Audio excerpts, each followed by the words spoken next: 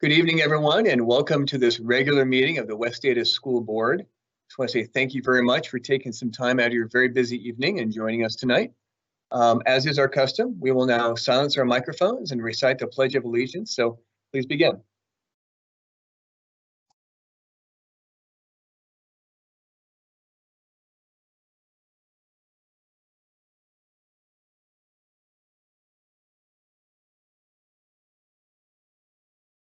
Thank you very much.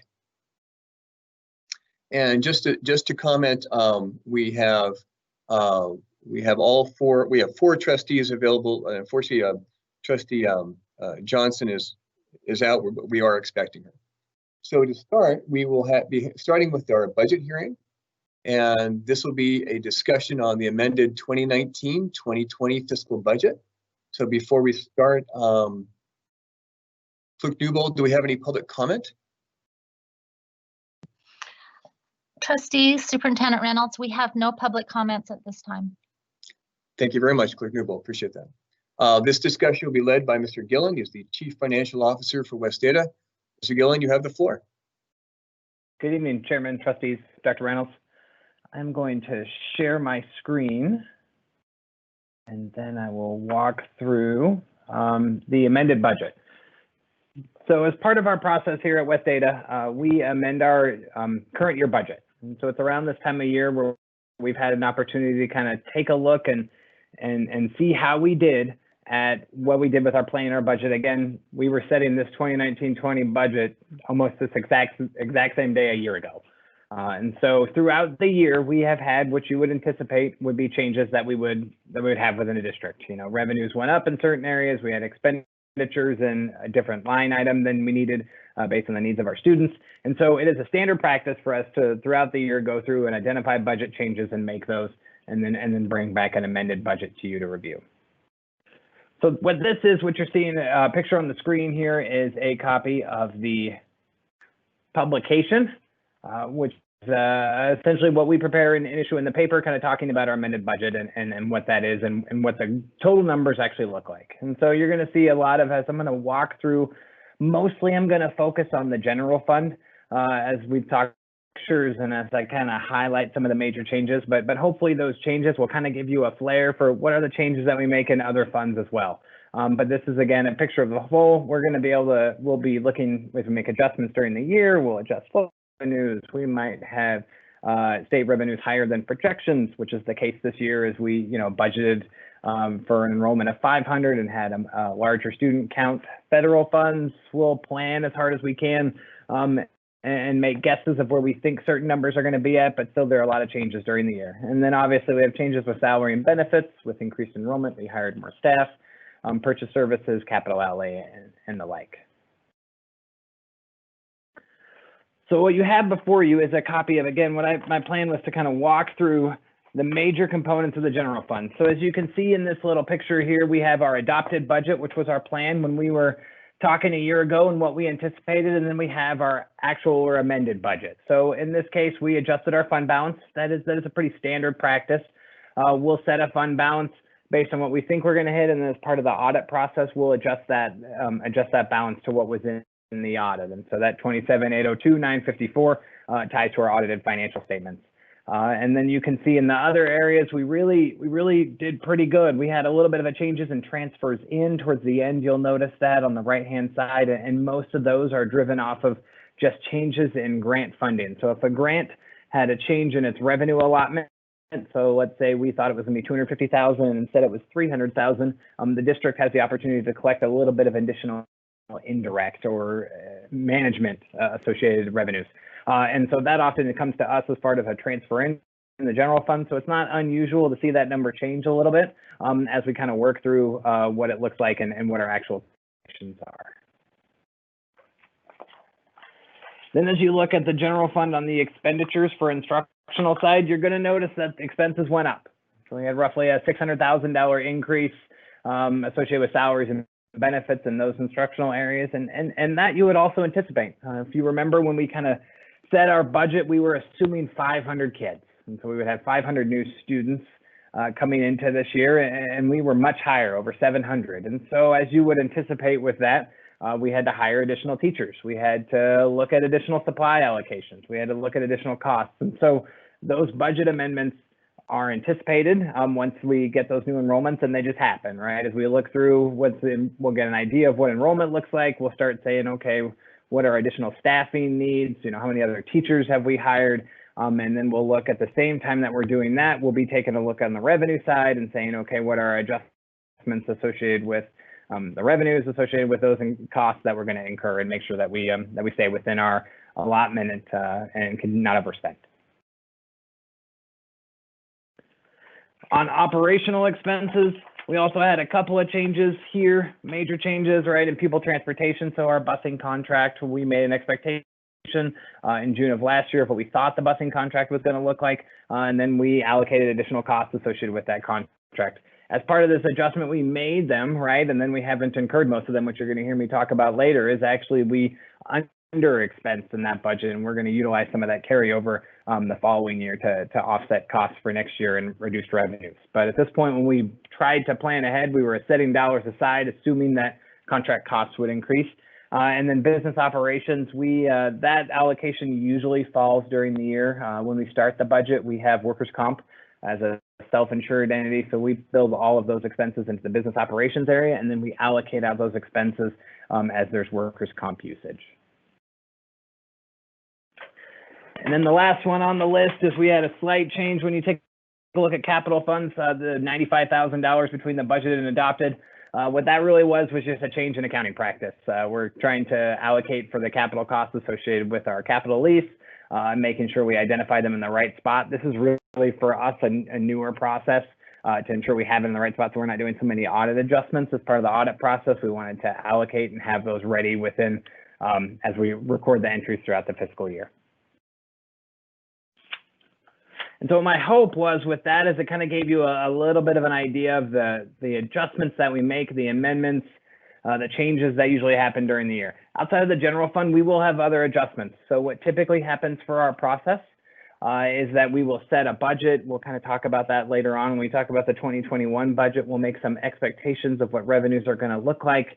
We'll have calculations that the state helps assist us with you know, what we anticipate revenues are going to be, and then we confirm those throughout the year. So as we start rolling in and we start having enrollment expectations, and as we start operating during the year, then the state starts sending us funding award letters, and we compare those dollar amounts to what we anticipated, and that's really step with our process. A lot of times in those situations, we budget fairly conservatively, and so we'll usually have an extra $15,000 or $25,000 that'll show up in the fund, and then we'll make a budget adjustment. We'll adjust the revenue side, and then we'll identifying that the expenses that will be available, and then we contact the program director and let them know that they have dollars additional and available to allocate for student needs. And so that's a pretty just standard kind of walkthrough process of how we do our budget adjustments, and that's what drove the need to do an amended budget tonight. And with that, I can answer any questions you have.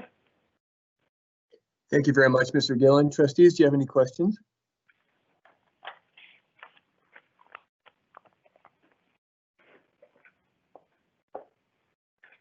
Mr. Gillen, I guess not. So we will be moving on then to the 2020-2021 fiscal budget. I do have to ask Clerk Newbold, do you have any public comment for this portion of the hearing? Trustees, Superintendent Reynolds, I received no public comment on this particular item. Thank you. Thank you very much. Appreciate that. So Mr. Gillen, again, you have the floor. Chairman, trustees, thank you very much. So the plan tonight is we're going to walk through what our 2021 projected budget is going to look like. And so as that process to kind of help solidify the changes that we have had to make associated with the budget process, my plan was to kind of walk through some of the things we already know that impacted the budget. So just circle back on our 5% budget holdback and talk about that impact and make sure we all kind of know what makes that up. And then obviously more recently with our discussion Friday about the supplemental levy reduction, and we'll kind of circle back on what those budgets and what they were affected. Then we're going to talk a little bit about enrollment as we start rolling into all of those changes. How did they impact 2021? What does that look like for our overall budget, not just the general fund, but all of our funds, and how do we see next year going? So we'll spend some time talking about revenues, expenses. I always like to share a couple of metrics just because it's nice, easy information that'll kind of help you get some tangible things about the budget. We're going to talk about special revenue funds, so a lot of that other state funding line items that were impacted a lot by the 5% holdback. We'll spend some time talking about some of those other federal revenues that I discussed that often adjust. Specifically, we'll talk about title and special education, and then I'll kind of give you a timeline for the budget approval process and just some updates on where we're at for that. So at first, I'd start with just talking a little bit about state appropriation. So before the 5% holdback, before we got to the place we're at now, how is the budget looking? And it was looking really pretty good. So we were anticipating roughly an $86 million increase in the general fund. And when I talk about these numbers, this is obviously the state portion of appropriation, not specific just to wet data. And so we were looking at a $38 million increase in the year 5, the career ladder. I mean, we're talking about increases in the career ladder. House Bill 523, there were some dollar amount increases. They were talking about an advanced professional rung. We still had anticipated some increases in our discretionary support unit. We were looking at 2% increases for classified and admin staff on the base calculation. So, and then we were going to get benefits associated with the career ladder funding, and then the literacy funding. If you remember last year, a portion of that was one-time monies that was going to be implemented as whole. So it really looks pretty good. To put in perspective what $86 million would be for us, we are right now roughly about 12.5% of the dollar amounts that are distributed out to all the schools. And so you could run a rough number. It's not going to be an exact calculation and come around 10.7 million of that is what we would have received. The funding calculation itself is very specific to districts, especially as we talk about salary-based apportionment and how the revenues are calculated with that, and they're specific to our teachers and our experience levels of our administrators. But in general, that's kind of a good peg if you were saying, oh, we should get about a $10 million increase. And so that was how things were looking. And then we started to talk about a 5% holdback. So during the situation that we had and the COVID situation, there started to be some discussion of, we're going to have some changes in our revenues. And so that started first with just a 1% holdback in the 1920 year, which I'm not really going to spend a whole lot of time talking about tonight. And then we started to hear, okay, we're looking at a 5% holdback for next year, so 2021. And so what's going to be impacted? So what you have here is just a copy of what all districts and stakeholders received of kind of in general. Here's the impacts that we're gonna start feeling from the holdback. So that 2% salary increase, the base increase that we were anticipating for staff, well, we're gonna pull that away. We're gonna freeze movement on the career ladder, and so that's gonna be an impact. We're gonna talk about suspending leadership premiums and professional development line items are change, and IT staffing is so all of these different kind of things to try to help balance not only the state's budget, but handle the impact of COVID. And so then we start looking at, okay, now we have an understanding of what the state's going to do. And so how does that affect wet data? And so the holdback you saw, there was a suspension of the classified and administrator 2% increase. So our response to that was, unfortunately, we won't be able to provide raises to those staff.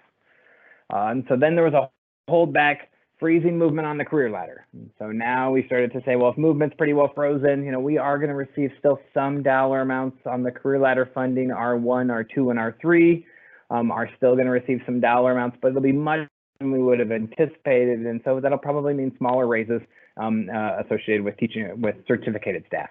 And then as part of the reduction, we're going to change the calculation of our support units. And so what we normally were going to get that 28,400, now it's going to be 27,556. And so what does that do for the general fund? That reduces our discretionary allotment by roughly 1.66 million. You'll see when we talk about 2021, we also plan for a little bit of a loss of support units. So you'll see a slightly higher number when we get to that part of the calculation. 5% reduction also impacted what we refer as special revenue funds, but those are really other state funding. So outside of the general fund, many of our special purpose kind of funds.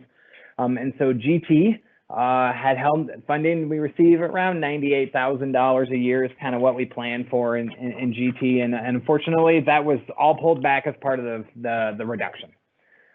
We had a holdback in IT staffing, so that was roughly cut in half, right? And so $430,000 loss with that. So our plan to kind of help with utilizing carryover and see how we can use the dollars we have, and then we have the plan built in that if we need to, there's a remaining balance is going to come out of the general fund, because we really know that, especially with looking at remote learning in the fall, our IT staff are going to be critical with that process.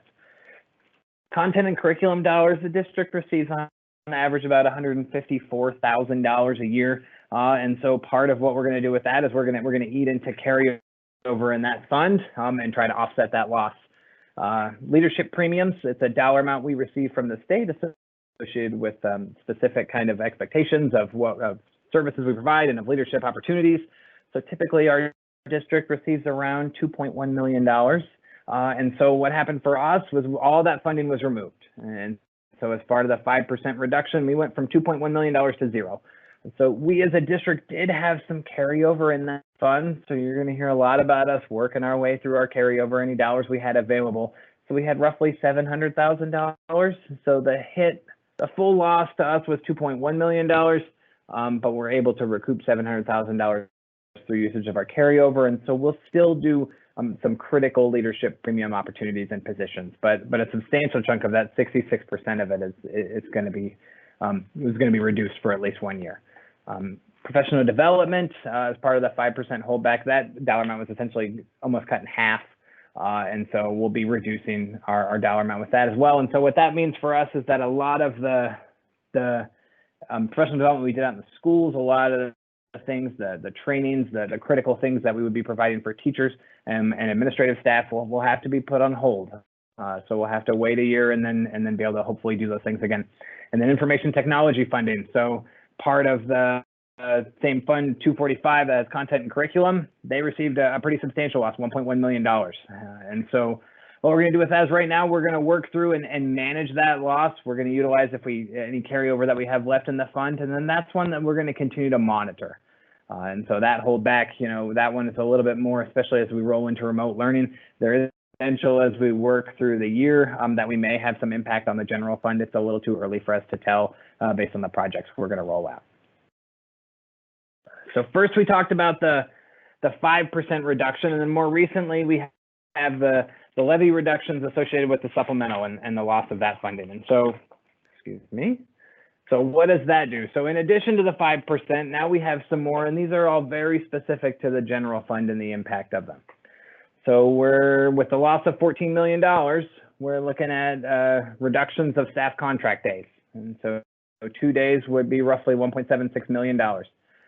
Many of you know we received stimulus funding associated with the CARES Act. We had already planned to use, we're going to get around 3.1 million. We had planned on using a substantial chunk of that already to cover the losses with the 5% holdback and the impact on the general fund. We'll be essentially using the rest of that stimulus funding to offset the loss in the supplemental levy reductions.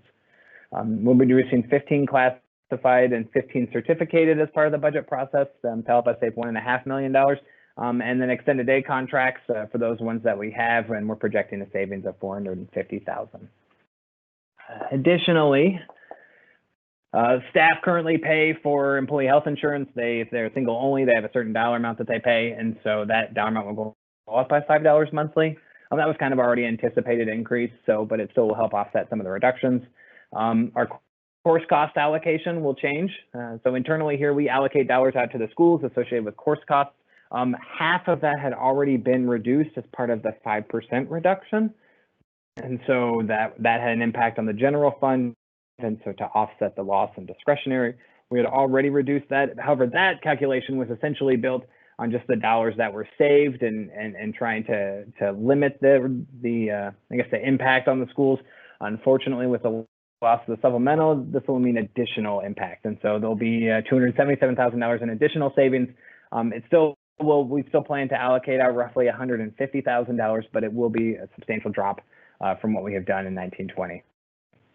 Medicaid fund has some fund balance, and so they're able to do a one-time transfer in to be able to offset some of these reductions. And then we're talking about utilizing fund balance, right, of roughly $8.19 million to offset the loss in the supplemental levy. So now that you've kind of seen the changes and we've gone through some review and talked about the major things that impact, I thought we would just get a picture of the overall budget. So we've learned that we have a 5% holdback and the loss of the supplemental levy, and we have things that are changing. And so what does the whole budget really look like? And so the plan is to start walking through, and let's talk about what we're planning for, right? So our projected enrollment for next year, we are planning for enrollment to be flat. And so roughly 40,398 students is what we're going to anticipate for next year. Again, that's no increase in enrollment. And the reason why we say that is because increase in enrollment affects multiple revenue areas. So it affects not only the state funding that we receive, the salary apportionment and the discretionary allocation that we get. It also impacts other things such as the emergency levy funding that we could, if the board approved, certify and be able to capture those dollars as well. I will tell you that our first data point is looking pretty good so far. Kindergarten registration was sitting at 2,360 the last time I checked it. So the number has some the same process that we've gone through, at least since I've been here. I continue to keep an eye on enrollment all the time. Mr. Roberts and I spend a lot of time reviewing enrollment and trying to figure out the impact of those, both not only on staffing, but on our revenue projections, so that we can try to gather and pull out as much data as we can on how the picture is going to look next year. And I think we'll just continue to do that. Other things that we're also working on, we're working on plans throughout the district to try to mitigate the loss of any students leaving the district. So we're talking about how we provide, one-to-one, as you've heard. We've had discussions about that, and we're talking about plans for remote learning, because built into our budget is really an expectation that our enrollment will be flat and that our ADA will stay relatively constant. And I say relatively because we did change the ADA percentage slightly, so there was a couple of support units that we lost, but nothing really major. So we're anticipating essentially things to stay as is. So revenues, as you saw, we had a reduction in the support unit calculation. And so when I talked about that, I said it was 1.66 million. And then I just referenced a couple of support unit reduction. We have some really great tools now. Our data team is building some great informational tools for us so that we can take a look at ADA across the district. We can narrow in on a school. We can look at it over a 3-year trend. And so I did do some adjustments to the ADA percentage based on just looking at 3-year averages and saying, I think we should make a tweak here and a tweak here. It ended up impacting just a couple of support units. Transportation, we've had a lot of conversations about transportation with all the changes. The expenditures, the transportation calculation works on expenses that are eligible for reimbursement. And so with the closure this year, during the last part of the year, we have had a reduction in the eligible expenses. And so my expectation is that there'll also be a reduction in the revenues we're going to receive. So it's not an exact dollar for dollar reduction and offset, but I do expect, and when I've ran through the calculation of what we think we'll get in revenues, and we're planning for a reduction. The transportation calculation is pretty complicated, most as it's impacted by the expenditures of everyone else. And so all of the school districts and all of the dollars coming in can impact the calculation. So we try to plan for transportation and be conservative in that estimate, and then so that we can manage if there's any changes in revenues. There is some discussion of the possibility of our reduction being held harmless. So essentially we would receive the same dollar amount we received this year. So we would receive in 2021 what we received in 1920. Currently, there's still not a whole lot of movement on that. I don't anticipate a lot of changes in that conversation until July or August. So we'll just continue to keep our eyes out and hope that will hold true. Emergency expectation, I talked a little bit about the enrollment increase. If you remember, we were planning this year on the budget of doing our our expectation is around 500, then we dropped to 350, and now we essentially are staying flat. And so what that does for us is there's a $1.4 million component in the general fund that was already going to be impacted by that, and really $3.4 million across the general fund overall as we kind of transferred in some other revenues associated with that. And so the reduction in the emergency levy itself is actually a $3.4 million hit to us, so that we'll continue to watch. Part of our hope will be that enrollment will be better than flat, and so then we can choose if we're able to recapture some of those dollars. Transfers into the general fund. So to try to offset all of these losses, now we're looking for other ways that we can possibly offset some of the impact on the general fund. We had emergency levy funding sitting in our 242 fund, and we've transferred those in to offset the loss in the supplemental levy. Utilization of stimulus funding, I talked a little bit about that already. We've already had planned to use $1.9 million. Now we're going to use the 1.1. We're going to use the rest of it. And so we'll ensure that that'll at least offset impacts on the general fund. And then the transfer in from Medicaid that I think we kind of already discussed as part of the supplemental levy loss. And then again, the $5 increase per month employee. And so what that will generate to offset insurance costs. Salary-based apportionment. So talking a little bit about what our other revenue streams are, right? So we anticipated really no salary increases for staff, right? We already kind of talked about that. And so our salary-based apportionment, based on the fact that we anticipate enrollment will be flat, really we're not anticipating the increases in the base, and thus we're not going to get a whole lot of extra increases associated with salary-based apportionment. The career ladder movement, like I said, is frozen. There is some funding in the R1 and R2 and R3 categories, and that was based on a previous House that was passed last year. And so those dollar amounts we do anticipate we'll receive some dollars for that will be able to be used, that will be able to be utilized. There also, as part of that House bill, also includes minimums and expenditures. And so minimum salary rates that we need to meet. And so a lot of that R2, R1, R2, and R3 funding will be available to hopefully offset that.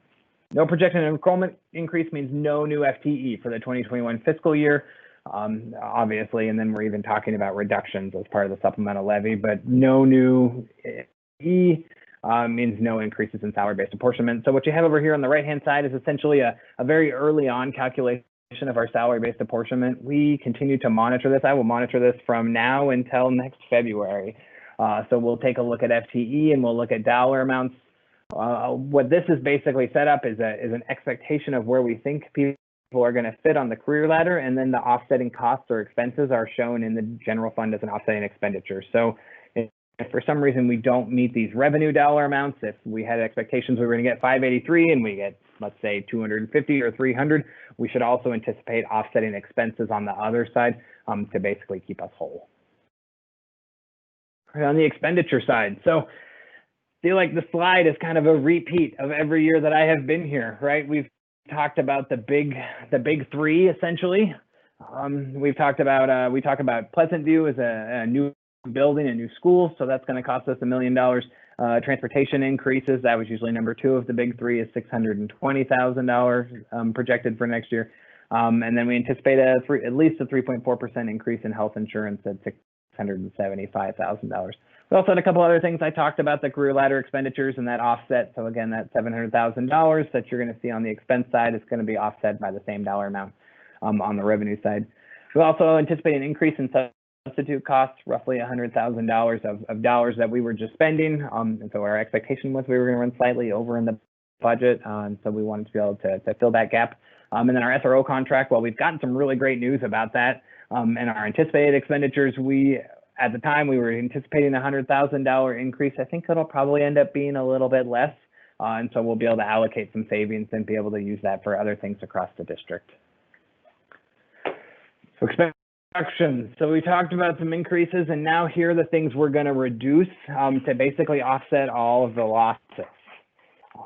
So we're not going to be able to do any textbook adoptions next fiscal year. And so those dollars have been to help offset things in the general fund. I talked a little bit about the course cost allocation. We've reduced that by 8% year over year. Elementary and secondary supply allocations were reduced $50,000 each, so $100,000 in total.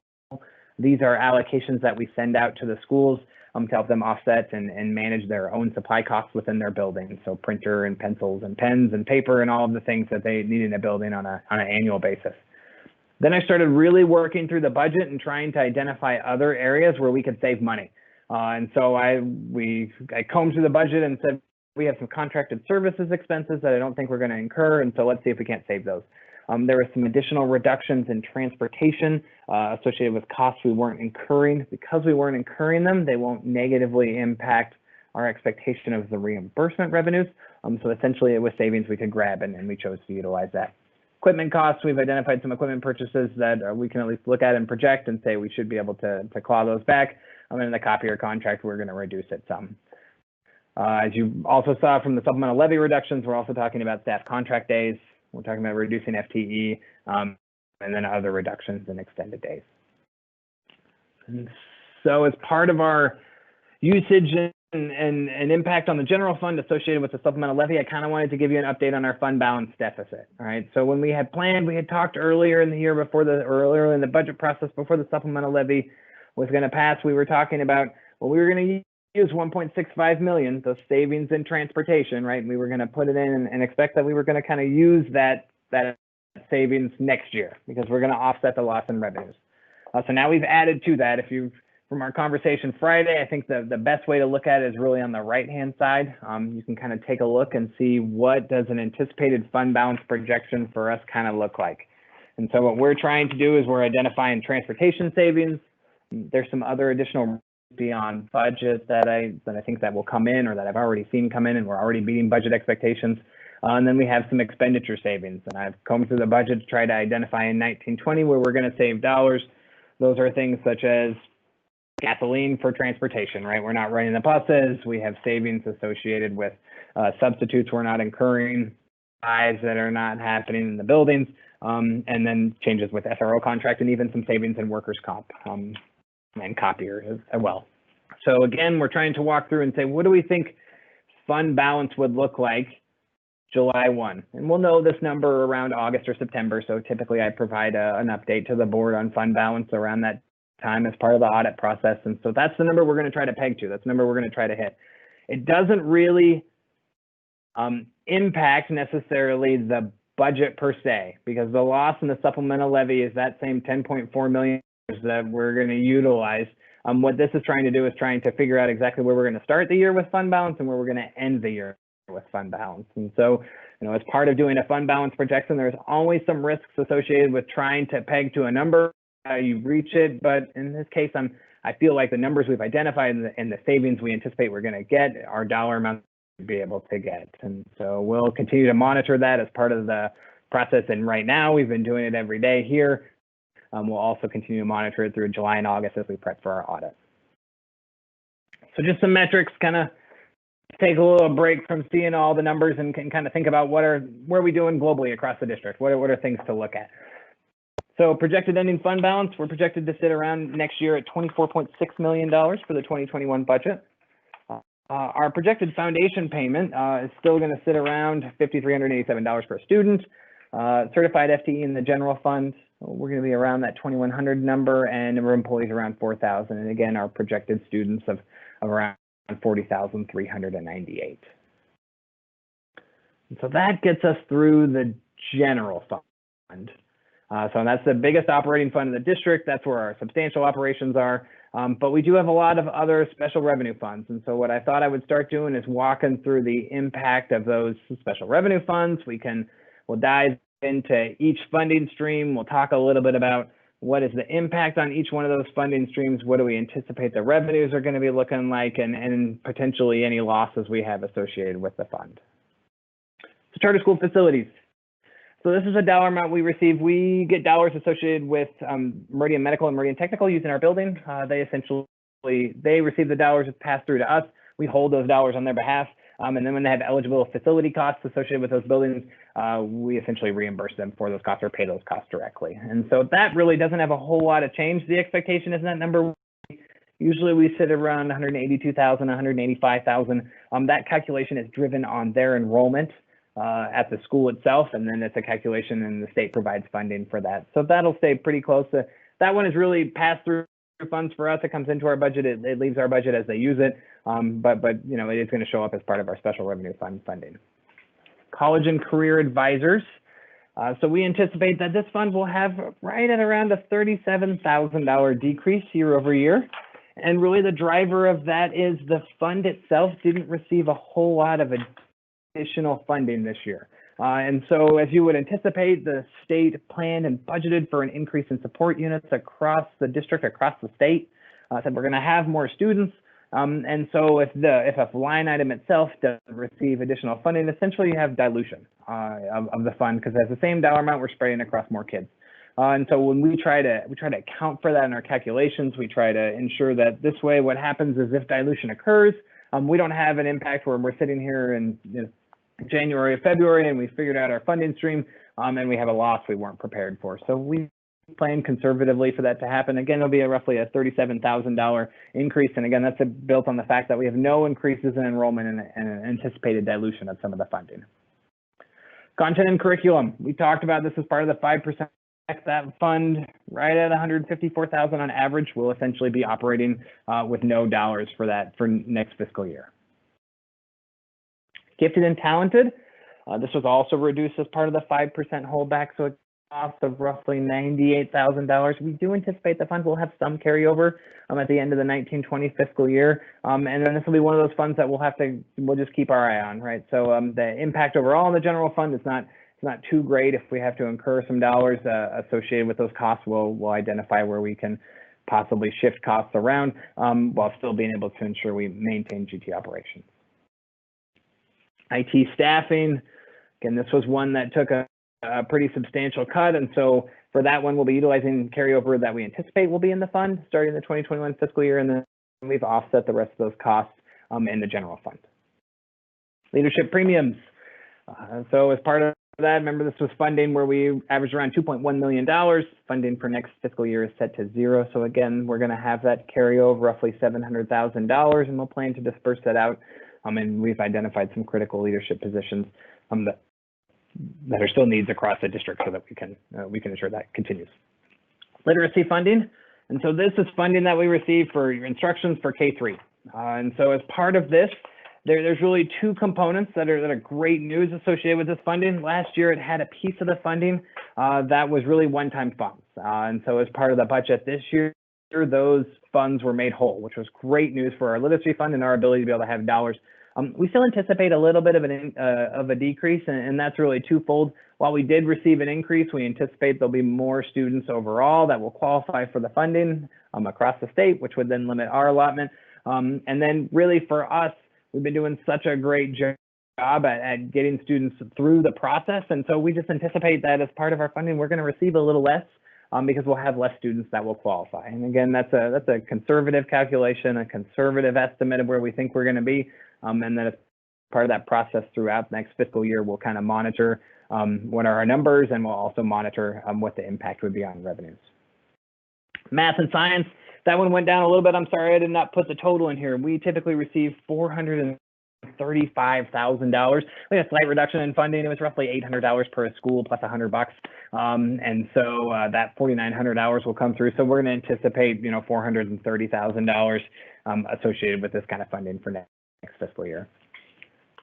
Professional development, we've talked a little bit about that. The 5% holdback had a largely negative impact on the professional development. And so what we're going to do is we're going to look at the things first and foremost that we already have associated with staff for there. And then we'll identify if there's any additional dollars after that. A lot of the dollars that we allocate out to schools and to building administrators for professional development will essentially be on hold or frozen for a year with the hope and plan that those dollars will back the following year. Remediation funding, we're going to show a slight decrease or a slight increase in funding, roughly $12,900. A lot of this one is still in flux. A lot of the calculations that we drive this funding from didn't happen last year, right? And so the state is going to basically provide guidance on how they're going to calculate that. I would imagine in the next couple of weeks or months. This is usually a funded stream we receive much later in the year, and so we'll continue to kind of keep an eye on what we think that funding will look like, and try to monitor and keep up with the state as they look at how they're going to identify what that calculation is going to be. Really, the dollars are used for the elementary school levels, focus on reading and math, and then we do hire some certificated staff associated with remediation services in middle school concerning math. Safe and drug-free dollars. This one, we received $478,000. I'm anticipating we'll see right around that again this year. There's a potential for some impact and dilution, but I think it will be minor at best. School facilities and lottery. So this is our lottery dollars that we receive. This is going to receive roughly a $434,000 increase year over year. But this reduction we already knew was coming. So we had known this actually last year. If you remember back to my presentation last year, I talked about we're going to receive $2.9 million this year, but let's anticipate that the following year it's going to drop back down. And so we were already planning for this expectation. During last year, the state informed us as part of the dollars we were receiving, there was some one-time monies associated with that, and so we shouldn't have an expectation it's going to be $2.9 million again. So they did a great job of informing us that we could in our budget process.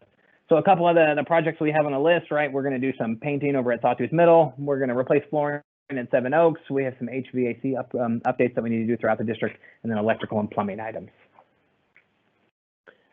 Technology dollars. So this is where we're going to receive another reduction. We've talked about this $1.15 million reduction that we'll see associated with the 5% holdback. And so again, we're going to continue to monitor that fund as part of remote learning and as part of our potential of going one-to-one. We'll have to keep an eye on technology expenses, and Devin and I will meet even more than they do to talk about budget and what those impacts are going to be on the budget and the things that we need to ensure we're successful associated with technology services. So that's a lot of changes. What I wanted to try to do, I know there were some questions about, well, I see all of them individually. What does it look like in the whole? Like what does a holdback look like in particular? We can identify kind of the $14 million general fund associated with the supplemental levy. And so what I tried to do was really just kind of add some slides in that you didn't see from a previous presentation and just talk about really summarizing again, what are the holdbacks? What are some of the impacts that we had associated with things? So you're going to see some impacts here on the holdback had some impacts on entitlement dollars, right? So our discretionary funding, we had some changes in revenues associated with transportation funding. Again, that $1.1 million cost. And then we started to talk about college and career advisors and content and curriculum and gifted and talented. And so what we're really trying to do is to say, well, what would be an expectation of what we would have gotten? And you'll notice there are some items starred there. The $98,000 was what we would have budgeted in 1920. Now we didn't actually receive, in this case, of gifted and talented. It's a prime example. That was part of the 1% reduction, but our expectation throughout all of those would have been we would have received $98,000. So next year when we get zero, we have a $98,000 impact on the general fund. And so IT staffing, we've talked about this, leadership premiums, literacy. And so what this is trying to do is really capture how much does it cost us to impacts such as this. And so other funding was roughly $5.4 million. We did have some other impacts in the general fund of a couple other million. So we're talking about at a minimum, that's a $7.4 million decrease year over year. And so I talked a lot about that $10.775 million and talked about the holdback and said, well, how come those two are not exactly the same? A lot of that is based on our salary-based apportionment. If you remember, they froze movement on the career ladder. And so that's a number that really is a little more difficult to calculate. It's not necessarily a loss because it's a dollar amount we didn't actually get, right? We didn't receive next year's money, and so we don't actually have a hard loss associated with that. A lot of the same thing with the 2% administrative and classified, and so that's where you kind of get back to that. The impact of all of it, on things we would have done and things we want to do, would have been in the neighborhood of the $10 million. So now we're going to talk about some other appropriation categories. And really, this is when it gets good because we have some good news. So we have some really good news on funding in these areas. So in the case of title funding, we're looking at some great increases. So, you know, a 13% increase year over year. We're talking about getting as much as $500,000 increase in Title I funding, which is great news. Increases in Title II and Title III. You'll notice Title IV doesn't have an increase. As of right now, I'm just not sure what that budget's going to look like. So we rolled it as flat. So we, as part of the process, have to do some consortium agreements and fill out some other documentation with the State Department before they'll identify what the dollar amount is going to be. So that'll be one of those dollar amounts that we'll keep an eye on and look at for July and for checking our calculations and seeing how it's going to look. Special education was much the same. While not as big as title the increases, they did receive an increase in dollar amounts, which is unusual. Over the last couple of years, we've in some cases just received to be able to offset the costs associated with salaries increases. And so this is the first time in a while they've gotten enough of an increase that we can start looking at how we utilize those dollars and see if there are other needs that we can try to meet. So one of the next funds, we'd call it the bond redemption or the bond funds process. So these are the dollars that we take in associated with our levy to pay down bonded debt. And so that's the cost really around what we anticipate for buildings. Bonds we've already issued and now repayment of those bonds. And so what happens at this point in the process, so this is built on that $2 fixed rate calculation that we've been talking about earlier and based on the resolution that the board approved. with a little bit of extra as we're still trying to figure out what growth looks like. We've got a preliminary estimate from Mr. McQuaid that's talking about rates increases between 8 and 10%, right? We'll continue to get updated growth rates and what will be over the next few months. And really, we don't actually calculate the levy and all of the calculations associated with it until late August, early September. So as you remember, as part of that process, that's really for this one, that's really part of the budget process. It extends into September. We'll bring back to the board the L2 certification. We'll talk about all the different things that we're paying for. By then, we'll also have some great information on the redemption and the refinance and the impact of those and how that is going to work and what that plays into our bond levy amounts. And then we'll be able to have further conversation of what the levy rate looks like. 2018 bonds, so these are dollars that we received associated with all the capital construction we've done with the 2018 bond. We have fund balance carryover of roughly $45 million. We anticipate we'll spend no more than $45 million in expenditures. I would imagine that we'll have some carryover as projects will just carry over into the end of the year as to why he finishes.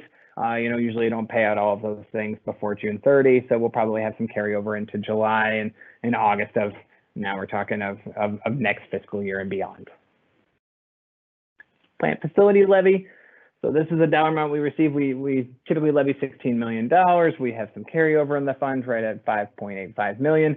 We anticipate expenditures to be sitting right around the $21.85 million. And what I've done is giving you some major expenditures to kind of just see what are the things that we typically do in our plant facility levy. We've talked about one-to-one device purchase and that $4 million dollar amount.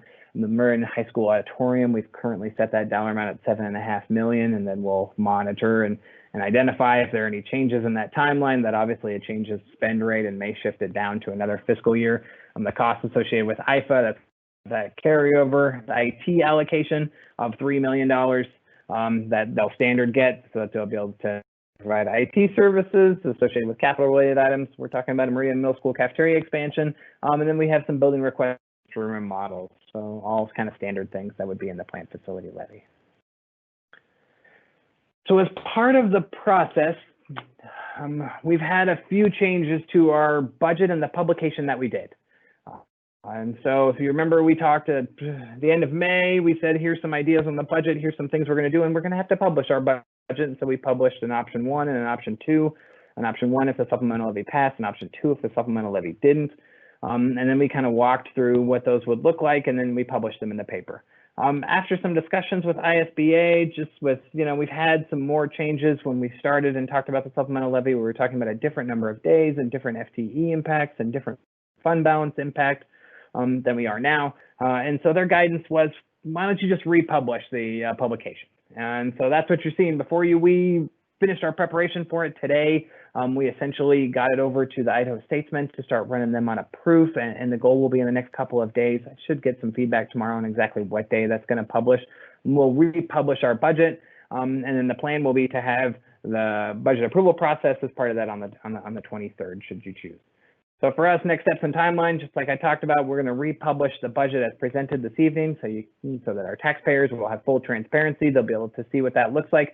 And then we'll have a budget hearing and a motion on June 23rd to discuss the finals of the budget. And with that, I would like to take a moment.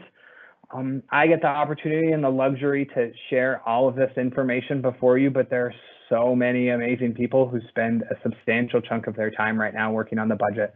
And so Gloria Rowland is amazing. She does fantastic work for the district. A lot of people wouldn't know all the great stuff that she does. I would personally like to say thank you. I'm sure many people on behalf of the district know how wonderful she does. And really, this is not just a 1 or a 2-person team effort. So really, everybody in the finance office in particular, really this year, with all of the changes we've had with the budget, that's been really a lot of extra work for our office. And so really all those people have stepped up. So Brian Smith, our controller, Sharon Buckner, our senior accountant, Tammy Fleming and Shappy, our other accountants, Roberta Burgess and Roberta and Janice, and fantastic as well, our AP people. And so I just really want to say thank you. I want to say thank you for the opportunity to share this. I want to say to all of the staff who have been involved in the process. And with that, I can stand or sit for any questions you have. Mr. Gillen, thank you so much. I really appreciate what you presented. Obviously, it's definitely a team effort. And if you would, from the board, please extend our thanks, our deepest thanks. Basically, you're doing 4 budgets at once, having to redo every previous budget. With that, trustees, do you have any questions for Mr. Gillen? Mr. Chairman. Trustee Smiley. Thank you. Jonathan, that's definitely a lot of numbers, and please pass along the thanks to the team that put all that together. I probably spent better part of this afternoon going through the presentation.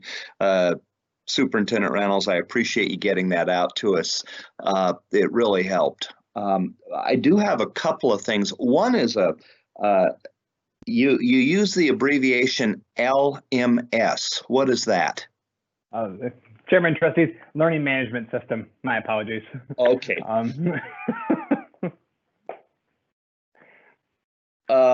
Great. Yeah, if you can't use anachronisms, we can hardly speak. The second one is the professional development. I know that we've really worked hard to try and cut things that don't directly cut students.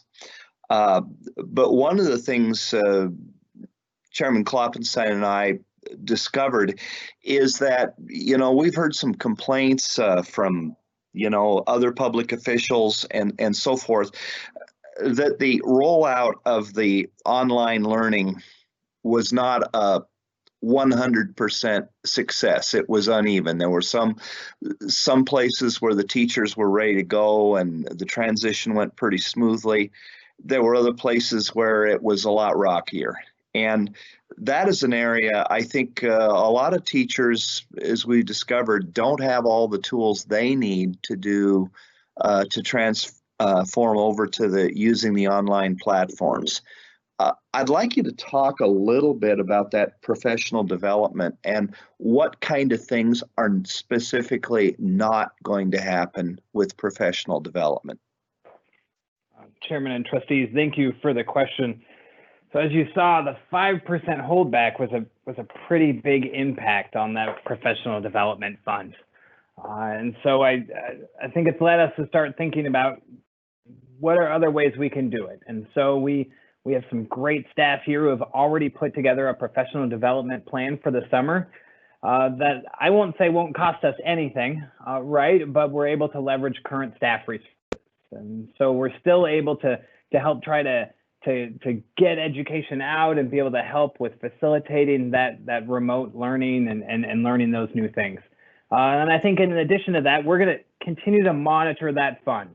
And so while, the cuts we made were to a lot of the dollars that would be distributed out to schools and to administrators and to be able to identify at the building level where they think they need PD.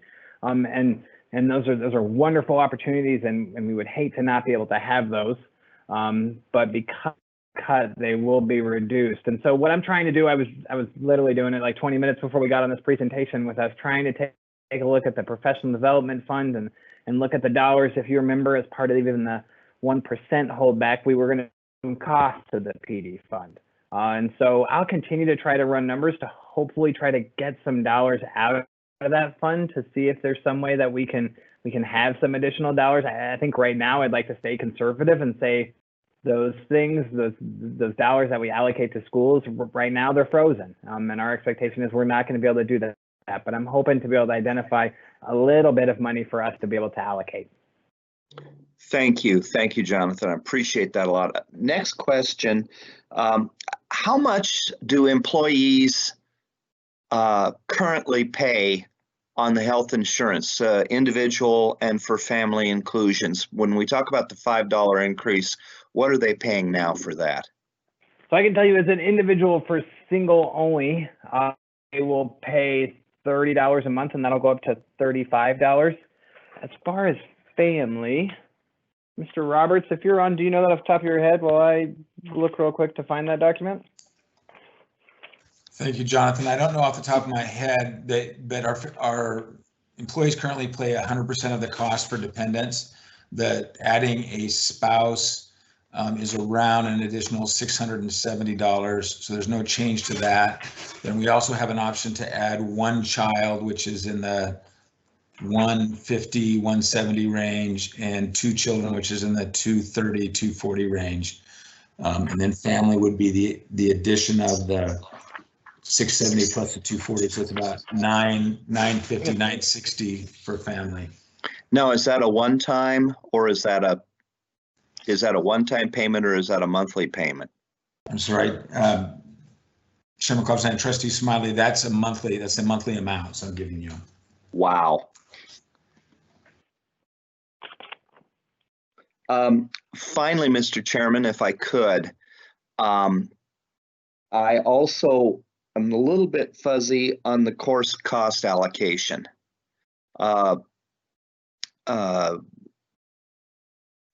Jonathan, if you wouldn't mind going over that one more time, I'm a little foggy on just exactly what the course cost allocations are. Chairman, trustees, yes, definitely, Mr. Smiley, thank you for the question. So we allocate a couple of different resources to the school themselves. We do a supply allocation, we do an equipment allocation, and then at the secondary level, we do what's called a cost allocation. And so those are costs that that specific courses identify where they have additional costs above and beyond what you would anticipate. So for an example, if they were taking a food course, right? And so now we have to be able to go out and purchase food items associated with that. And so, so that would be a course cost that essentially we will allocate out to those buildings based on their enrollment in those courses. And so the first impact, there are other ones, a lot of them are based on enrollment. So like a science course, if they have extra lab materials, we'll try to allocate costs associated with that. The first reduction, the $426,000 coming down from that $852,000 was really identifying where we haven't used all of those dollars. I'm taking a look at a 3-year trend back and seeing as a whole what is that we don't spend and trying to identify those as savings that we could use. And so that one we felt like would have, I don't want to say minimal impact, but it would have less impact than the most recent reduction with the loss in the supplemental levy. That was reduced further. And so there will have to be some changes. There'll be less of an allocation. The schools do also receive their supply allocation, so they'll be able to offset some of that loss to be able to lessen the impact. But it definitely will be felt. They'll have a reduction in dollars associated with what they're going to receive for specific courses.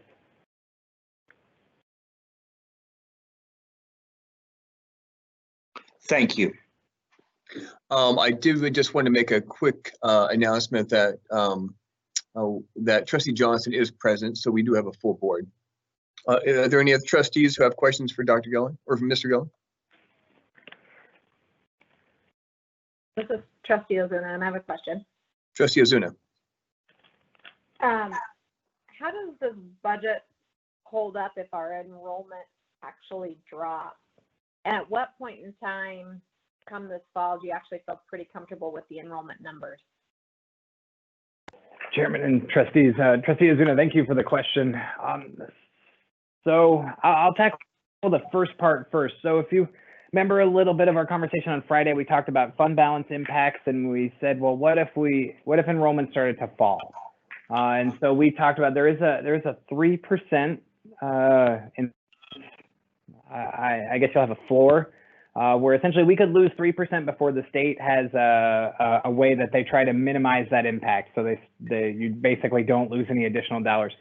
I'll be honest, that conversation or that whole calculation is built on probably not having necessarily a district of our size hit it, but currently that 3% kind of floor exists. And so that would be roughly, I'm trying to remember, I think the calculation we ran was on $6.3 million of additional impact on our revenues. And then in addition to that, how do we know, or when do we know? So we do registration days throughout our registration day during the summer. That's a good data point for us. So I have a lot of ways that I try to track enrollment data. I also try to pull data in PowerSchool, but really it's, you try to get as comfortable as you can looking at enrollment, but really it's those, I hate to say it, but those first couple of days of the school year, when really you start to see, okay, here's students that are coming, because we might have students who are registered who end up not showing. We do try to do our best to try to contact every parent and have students removed if they've just moved out of the area. And so we do our best to try to manage that, but really it's coming right up until those first days of when school starts that you kind of get a feel for how enrollment's going to look, and what impact that'll have on the budget. Okay, thank you. And I do remember that slide now, that you walked me through that 3%. With the transportation increases that you accounted for in there, does that include any potential increases if we have to go to smaller bus loads? Chairman and trustees, it does not. So that is assuming run transportation as it's currently built and operating today. I'm sure there's a lot that we're still trying to work out with the fall to even know how that's going to look. And so I think those are all the questions. And again, a huge thank you to you and your team that was working on this. I really appreciate it. Thank you. Any other questions?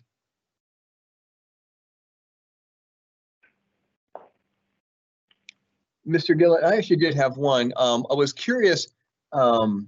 So I've been looking at the legislative services. They published a kind of an overview of the state's shortfall, and I had emailed you about this earlier. And they published basically two numbers. One is a $221.5 million shortfall, which I believe is a 6% drop. And I was just curious, in your mind, does that basically, and the other number is 312, which would obviously represent more than 6%. And I was just curious, do you think we need to be concerned about any further holdbacks from the state, or do you feel pretty comfortable with where we are now? Chairman and trustees, thank you for the question. So again, not having spent, I did get a chance, and thank you for the email. I got a chance to kind of walk through what that document looks like. Not having the luxury of working for, DFM, I work here, so I don't have the opportunity necessarily to access all of that data. I can tell you that we haven't been made aware of any additional reductions as of yet. All right, so we were the state. What I can tell you is I think we have, as I'm sure most school districts would say, we have a great relationship with the governor's office. I think they are really good about doing whatever they can to try to get us as much data in. We got opportunities when they talked about a 5% holdback to really sit in on that process here at West Ada. We had two representatives to start to walk through how could we do that and what would the impact look like. And so when I say all of that, because to me that makes me feel a little more comfortable that we haven't heard anything yet, and I feel like that they do, the department and the governor's office and the state board, they all do a great job of trying to at least tell us when the impacts are coming. And so while that doesn't necessarily mean that everything's going to work out perfect based on the state's current year budget, I do feel like once they are aware of those things, we'll be able to be informed. Even if they don't know exactly how the allocation is going to work, they'll at least let us know something is coming, and to be prepared. So the shorter answer is I don't know of anything now, and then obviously I would continue to update the superintendent and the board if that information was to change. Thank you very much. Mr. Chairman, maybe I can help, because I think it's good to have that perspective, and having been part of that process for 7 years and been part of the publication of that budget book and written it a couple times. Trustee Johnson, let me just recognize you. Trustee okay. Johnson, yeah, please. Sorry. Go ahead, please. The revenue number drop doesn't necessarily equate to an equal amount in the budget. So that's one kind of just clarification point. And then the other is that this year is a unique year because normally by this time the revenues for April taxes have come in on April 15th, but there was a delay this year. And so because of COVID and giving people some time. So the revenue forecast right now is really built on not knowing whether or not the income tax revenues are going to hold with what the forecast is. So even though I think all indications are that it's looking okay, and I've been kind of watching it when I read the reports, the general fund report that the DFM puts out, I think we'll know more once the the income tax revenues come in with a final number. And Thank you that's at very the end much. of June. Excellent. Thank you. I appreciate that. So not having any further comments from Mr. Gillen. Mr. Gillen, thank you so much. I really appreciate everything you've done, and the presentation of the board has been very thorough, and look forward to finishing the budget for this year. Thank you. Excellent. Mr. Chairman, Dr. Reynolds. I was just wondering, I remember Jonathan said he was going to just mention the rest of the budget approving process for the board and what we were thinking. Oh, good, Jonathan. Thank you. Yeah, so I can, thank you, Dr. Reynolds. I zipped through that portion. So the plan will be that we'll do a publication, and so we'll republish for our taxpayers. And then I know we had discussed having a June 15th kind of budget update. Really, I think what we're going to do is we're gonna skip that part of the budget process itself, and then we'll plan to circle back on June 23rd. That'll allow us time to make sure that publication is posted and make sure we meet the requirements associated with that. And then we'll follow up with essentially a proposal to come before the board to have it approved for the 2021 budget year. And that'll be on June 23rd. So just so I understand, Mr. Gillen, so the June 15th meeting, maybe for Clerk Newbold, that is canceled, is that correct? Trustees, Superintendent Reynolds, that is not canceled. We need to bring the one-to-one proposals to you on that day. Excellent. Thank you very much. Just want to confirm. You'll just get a break from budget. Okay. Thank you. Well, thank you on both sides. So that brings us then to the recommendation for principals, and that'll be next on our agenda. And first is we're going to be presenting the candidate for new principal for the Barbara Morgan STEM Academy. And I thought for this round I'd do something a little bit different, maybe going on from this point on when we do announcement of candidates for new principals, and maybe just discuss the school a little bit. If you could just let me, just give me a second here. So I just wanted to talk about Barbara Morgan STEM Academy. It is a specialized K-5 STEM elementary school. It became Barbara Morgan in fall of 2013 after being known as Linder Elementary since I think the 80s actually. The school's namesake, Barbara Morgan, is now a BSU professor, but you may remember her as a teacher and backup astronaut for Krista McAuliffe, who died in the '86 Space Shuttle Challenger explosion. And Miss Morgan herself later flew in the 2007 Space Shuttle mission. The school has been recognized nationally for its work in building interest among our students' science, technology, engineering, math, which is STEM interests. And last year it was designated as an Idaho prestigious STEM school for excellence in science and math education. So I just wanted to give you a little preview for those who don't know about Barbara Morgan. So now on to our candidate presentation, which will be presented by Mr. Dave Moser. Mr. Moser, you have the floor. Chairman Kloppenstein, members of the board, Superintendent Reynolds, good evening. Chairman Kloppenstein, thank you for that introduction and background into Barbara Morgan. Tonight it's my pleasure to recommend the hiring of the next principal at Barbara Morgan STEM Academy. But before I do, I must first recognize other outstanding members of the BMSA elementary staff that I had the pleasure of working alongside throughout the hiring process. The list of outstanding educators include Lene Shafter, Genia Humphreys, Kimberly Burris, Kim Miller, Wendy Snyder, Jimmy Altweiss, Kathy Adams, Jeff Howard, Kristen Wright, Connie Adams, and Sarah Brown. The open Barbara Morgan principal position was caused by Mr. Ryan Wilhite being hired as the principal at Heritage Middle School. The work of Mr. Wilhite means that the next principal will have big shoes to fill, but because of the individuals I just mentioned, the school will continue to flourish. I've had the good fortune to work with many building level teams through the principal hiring process, but only a few are as close-knit as this team. The collective passion of this team was a pleasure to witness and be part of. Thank you, team. Now for the reason we're here, it is my pleasure to recommend that Lori Wright be named as the principal at Barbara Morgan STEM Academy beginning with the 2020-2021 school year. Lori is currently an assistant principal at Eagle Middle School. Prior to her time at Eagle Middle School, she split time as an assistant principal between Heritage Middle School and Eagle Middle School. And prior to that, she was a teacher at Discovery Elementary and Mary McPherson Elementary. Lori brings the same high expectations and passion that Mr. Woolhide established and the staff expects. Lori comes as a highly recommended leader by those she has worked with, and that she also has attention to detail and views challenges as opportunities. Chairman Klopfenstein, trustees, Superintendent Reynolds, I present to you Lori Wright. Lori will now share a few words and answer any questions from the board. Thank you, Mr. Moser. Chairman, trustees, Superintendent Reynolds, thank you so much for allowing me this opportunity and the recommendation to be the next principal at Barbara Morgan STEM Academy. I have always admired the teachers there and seeing all that they do at Barbara Morgan. As a teacher myself, when I was in elementary school teacher, I taught grades kindergarten, 3rd, 4th, and 5th.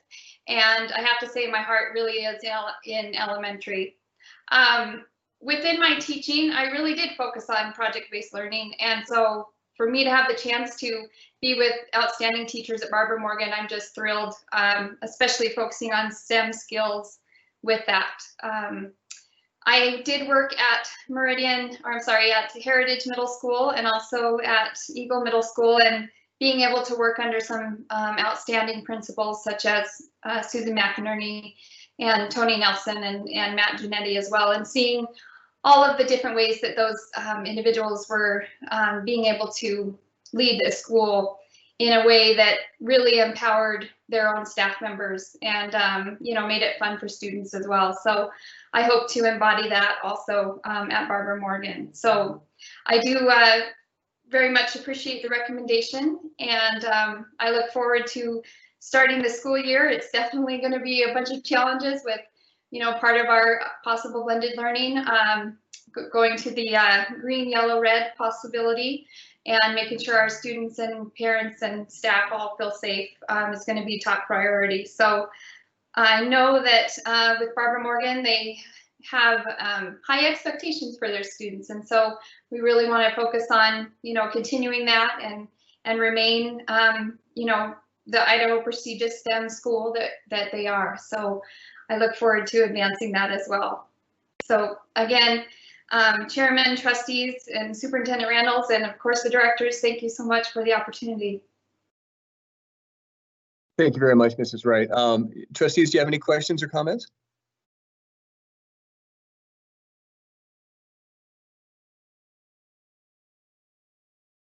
Well, seeing none, I'd like to ask you just one, Ms. Wright. I was curious, so what do you see as your contribution to STEM education at Barbara Morgan? What do you see yourself contributing?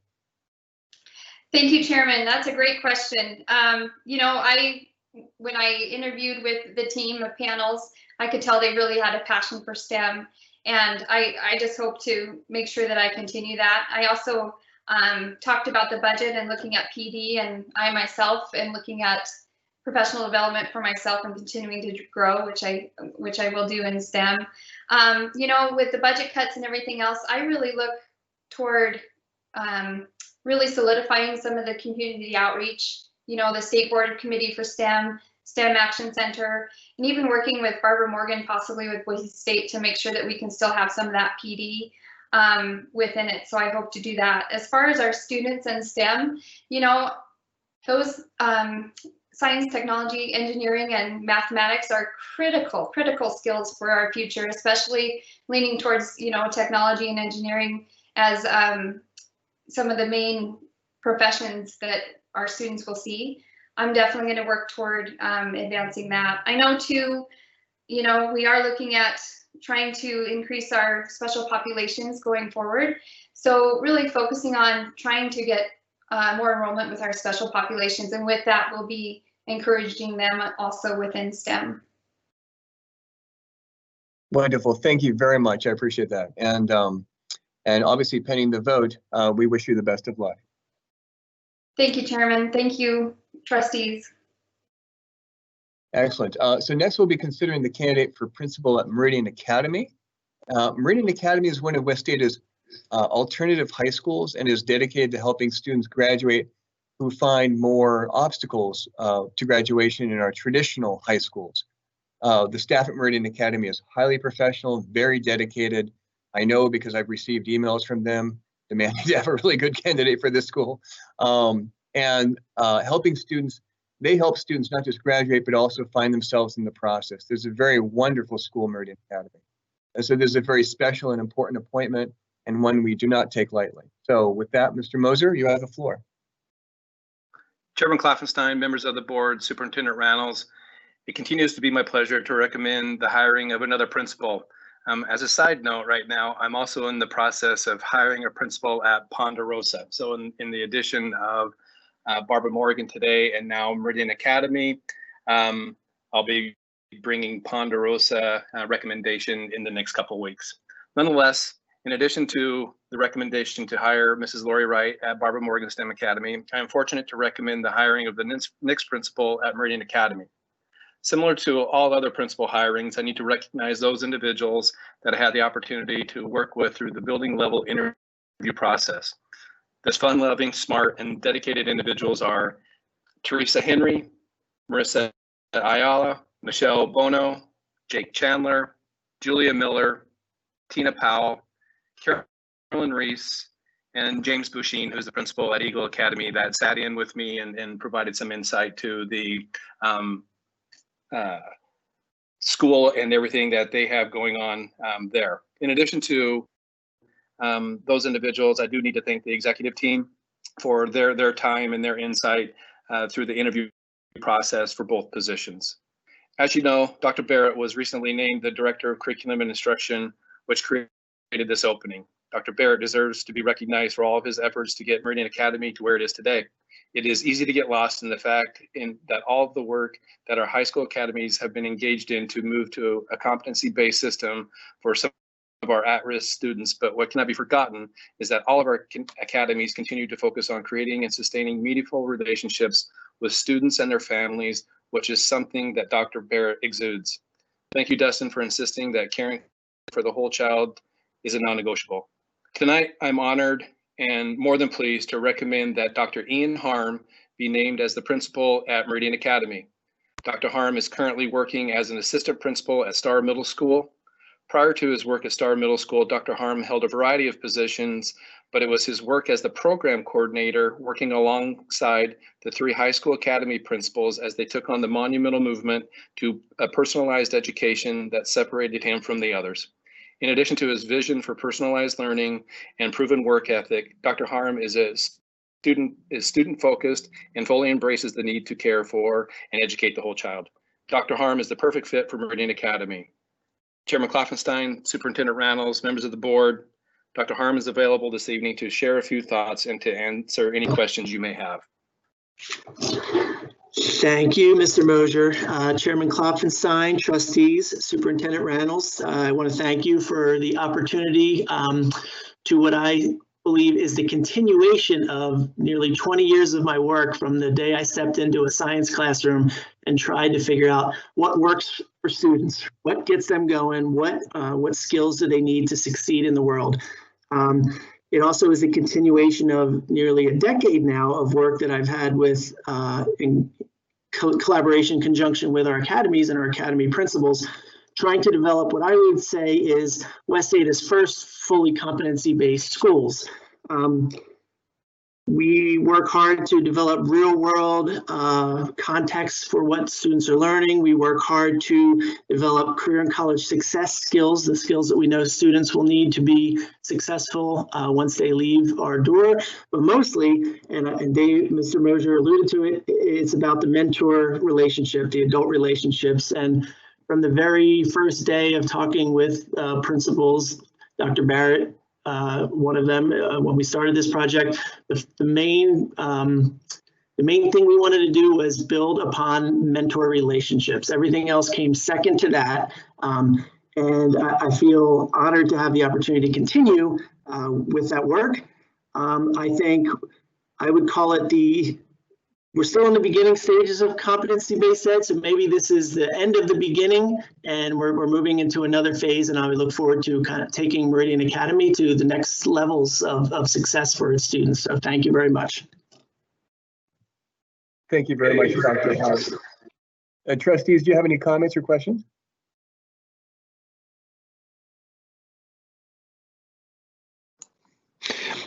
Mr. Chairman, this is Trustee Smiley. Hey, I just want to say we really appreciate having a chance to take a look at these resumes of the various candidates and the experience they have, and we have had such a strong pool of applicants for these positions, and I just want to congratulate everyone that's involved in this process that has produced some strong candidates like we have, and congratulations pending our vote to Dr. Harm.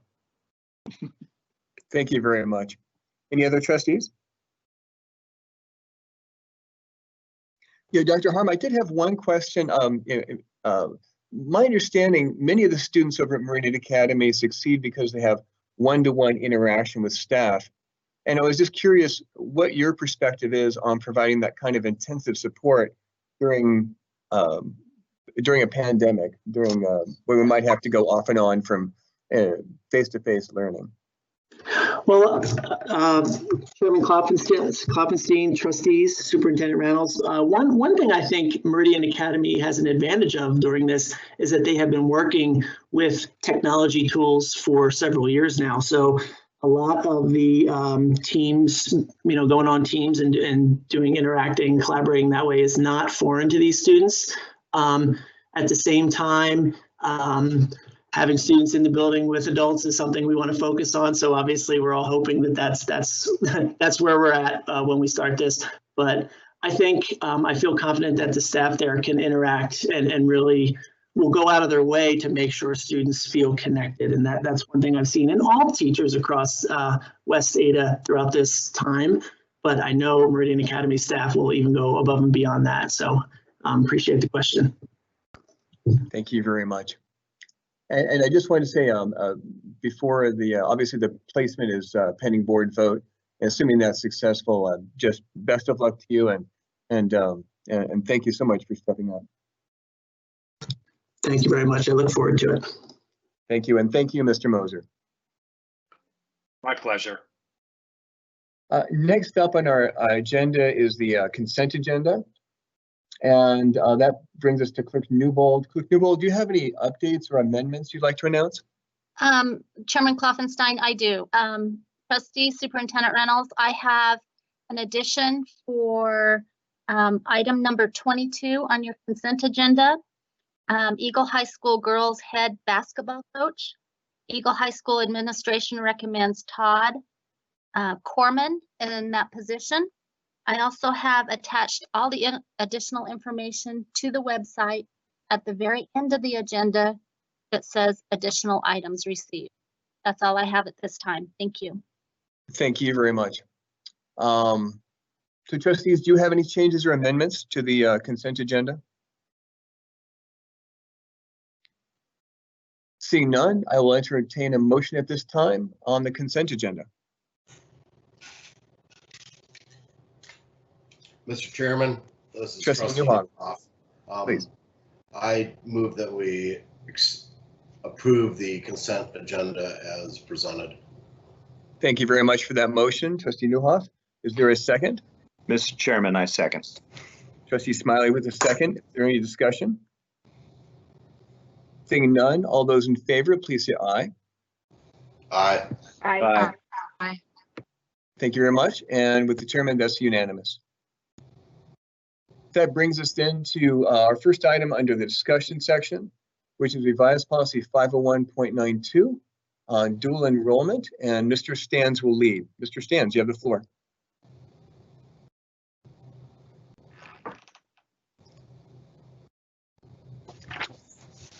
Good evening, Chairman Klopfenstein, trustees, and Dr. Reynolds. Yes, I'm here to present policy 501.92, and I will just jump right to the section where I made the edit based on feedback that I received 2 weeks ago. So essentially what I did, I took Idaho Code 33-1501, and I took the portion out that speaks to transportation for non-public students and put it in there. So it is word for word out of Idaho Code. So I trust that you've had a chance to look it over, and I will entertain any questions that you might have. Trustees, do you have any questions for Mr.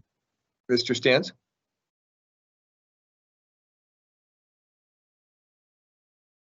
Well,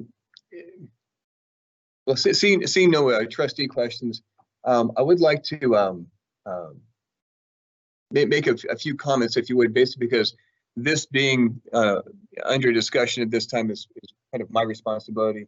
First of all, I do want to say thank you very much to Trustee Johnson for tabling her motion at the last regular board meeting to allow me to do a little more research and to be able to have a larger discussion on this. So one of the concerns for this change was that item C was more restrictive than state law.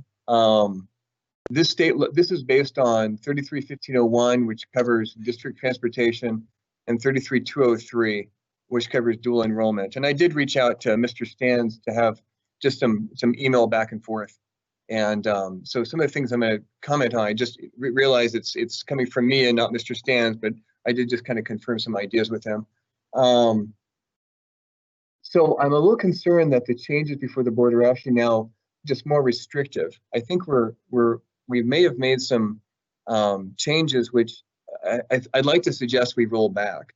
So if you look at the previous language, it's basically saying that if we have space in a bus, that public and charter private school students who are dual enrolled can ride on current routes, but only if we have space. And the language basically is entitled, so it's not really, we're not guaranteeing space, but we're offering it without cost if we have it. And so, and Mr. Stans, please let me know if I'm misinterpreting this, but the new language is supporting only private school students, and it's basically setting a price. And so, according to Mr. Stans, this is a difficult thing for the school district to do, is set a price. And it's unintentionally appears that we're setting up an option for dual enrollment transportation just for private schools. So I think it might be wise for us to pull this back. My other concern also is that the new language doesn't reflect state law. So Idaho Code 33-203, it doesn't really reference transportation for dual enrollment. It talks about dual enrollment, but it doesn't really mention transportation. So we go over to 33-1501, which talks about transportation, but it's really only talking about transportation for students who go within a single district. So in other words, public school students, private charter, private schools, they go to their own district, and those districts are responsible for their transportation. But it doesn't really talk about dual enrollment and transportation. So it's kind of a whole. So I'd like to suggest we revert back and possibly revisit this at a later date when we can find something that's a little bit more stable. And I appreciate Mr. Stans very much for going through this. I understand what the language represented, and it is state law. It's just that it's state law governing transportation for as an option for private schools, and it doesn't really cover for dual enrollment. So anyway, I just wanted to make those comments. Any other trustees have comments, I'd love to entertain them. Mr. Chairman, this is Trustee Ozuna. Trustee Ozuna, please. I guess I'm looking for clarification. Sometimes these dual enrolled kids are private school students, isn't that correct?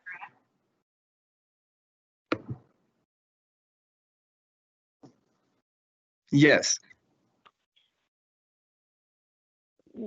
Would it clear up the language if we stated that the student may be transported to West Ada for West Ada classes where practicable when the full cost of providing such transportation are recovered? Would that clear it up? Or maybe I need more time to go back and read through Idaho code to make sure that I understand what your concerns are.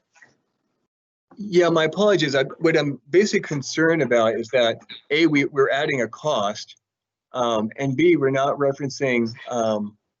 It really doesn't reference this in state code. It doesn't reference transportation between districts. In fact, the only thing it really does reference for transportation between districts is really when there's an agreement. And I think what's in section C is not really an agreement between districts. It's an agreement, or excuse me, within this policy, it's an agreement between the district and a parent who is a patron who wants to send their student who's a non-student to attend a class of dual enrolled. So it's just this, I'm just thinking there's some other language we might want to think about this. It could be a little tricky. Mr. Chairman, this is Trustee Johnson. Trustee Johnson, please. Hey, I am open to continuing this discussion at another time, so let me say that first. I do think there's a couple sections of code that kind of form this, and I do see the exact language in the that's written in our policy matching what one sentence within the transportation policy 1501, 33-1501. But I also agree with you that there's some context around it. So I guess I'm with you. I think it's a good idea that we get some clarity. I also took a look at some of the other transportation funding code sections in Idaho code, and I'm not an attorney, but I interpret some of that to mean that we can count some of these students in our transportation pupils. So I think there is a question I have now on that too, because that impacts that funding question that you've had. Wonderful. Okay, excellent. Thank you. Any other trustees?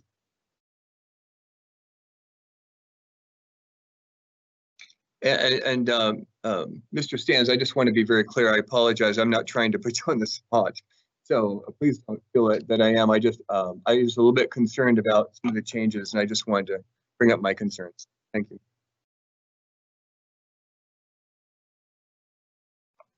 Next, then, we'll be moving on to policy 501.9, student transfers, and Dr. White will lead the discussion. Dr. White.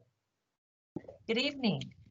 Chairman Kloppenstein, members of the board, Dr. Reynolds, I'm bringing forward policy 501.90, student transfers, for the third reading. And after recommendations from the board, I'm bringing forth the following changes in line 17, 18, and 26. And I stand for any questions anyone might have. Thank you very much, Dr. White. Trustees, do you have any questions for Dr. White?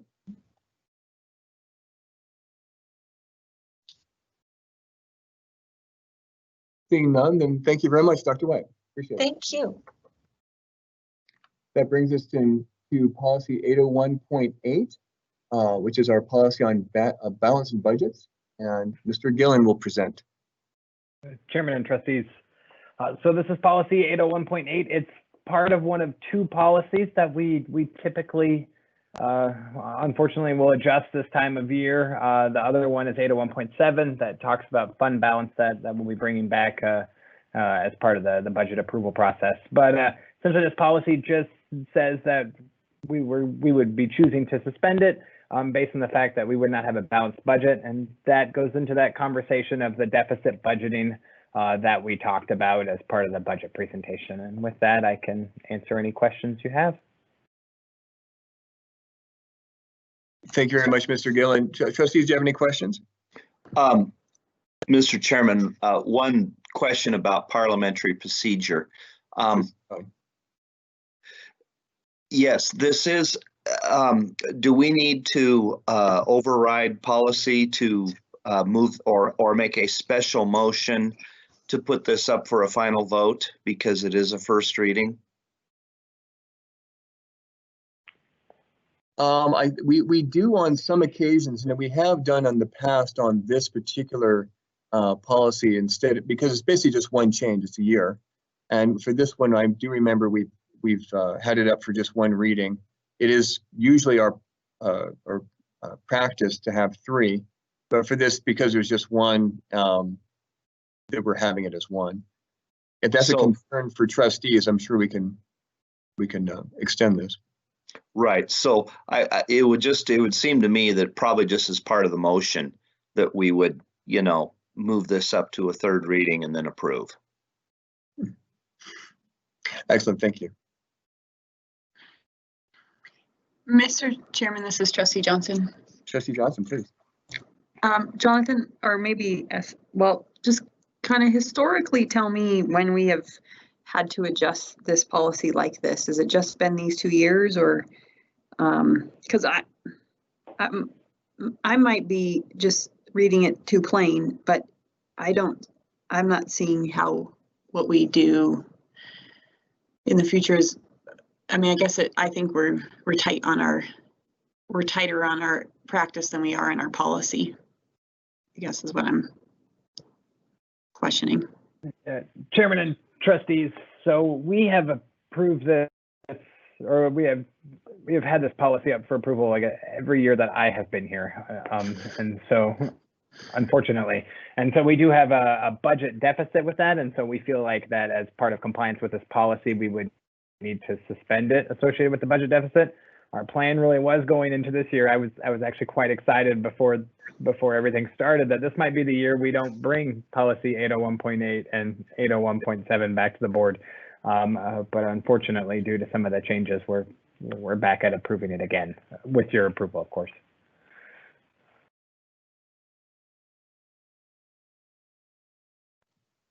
Are there any other questions from trustees? Mr. Chairman. Trustee Newhouse.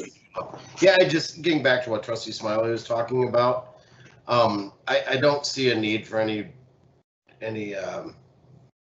weird mechanistic behavior during the motions on this.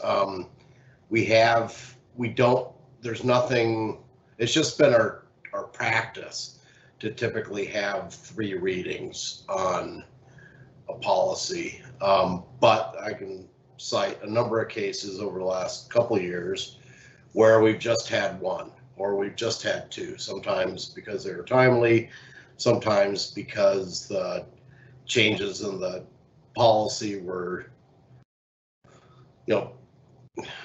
slight, corrections of English usage or something like that. And so I think we can just go ahead with a motion of suspending the policy for the next school year, and that's all we need to do.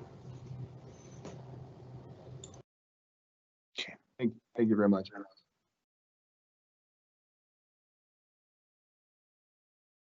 Excellent. Well, with no other discussion, Mr. Gillen, thank you very much. I do appreciate leading this discussion. Thank you. That brings us then to section D for action items.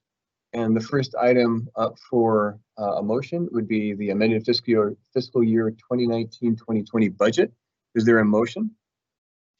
Mr. Chairman, I move the approval of the amended fiscal year 2019-2020 budget. Thank you very much for that motion. Is there a second? Mr. Chairman, this is Trustee Ozuna with a second. Thank you very much, Trustee Ozuna. Is there any discussion? Seeing none, all those in favor, please say aye. Aye. Aye. Aye. Very much. Thank you very much. And Chairman is aye, makes it unanimous. That brings us then to item number 2, the balanced budget policy. Do I hear a motion? Mr. Chairman. Trustee Newhall. Yeah, I move that we suspend policy 801.80 balanced budget for the 2020-2021 school year. Thank you very much for that motion. Is there a second?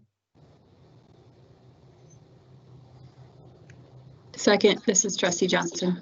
Trustee Johnson, thank you very much for that second. Is there any discussion? Mr. Chairman, this is Trustee Johnson. Trustee Johnson, please. Well, I seconded the motion, so I'm going to support it, but I would like to just put on the discussion record that I think we need to look at this. If we're suspending this policy every year or consistently every year, we might want to review this and see what really works within our budgeting processes and our policies. Thank you very much for that comment. Is there any further discussion? Then all those in favor, please say aye. Aye. Aye. Aye. Aye. Chairman is aye as well, so it makes it unanimous. That brings us to item number 3 on dual enrollment. Do I have a motion? Mr. Chairman, this is Trustee Johnson. Trustee Johnson, please. I move that we hold until the next meeting, next regularly scheduled meeting, revised policy 501.92 dual enrollment. Thank you very much for that motion. Is there a second? This is Trustee Ozuna with a second. Trustee Ozuna with the second. Thank you very much. Is there any discussion?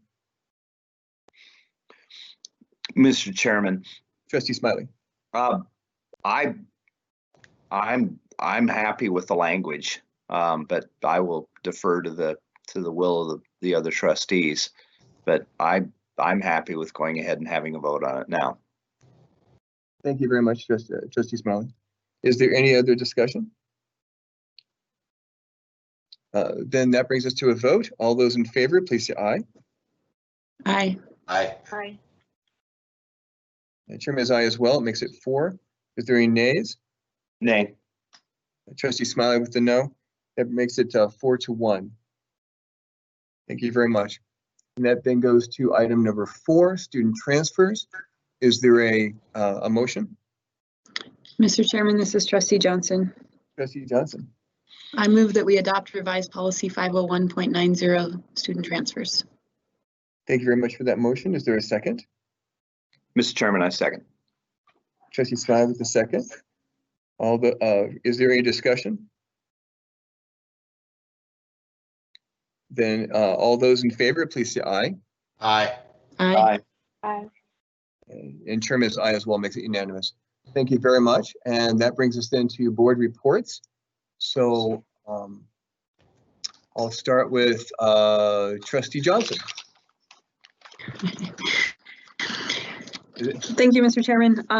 I had a couple just reports. So let me start with the best one of the millennium, which is being part of graduation on Saturday.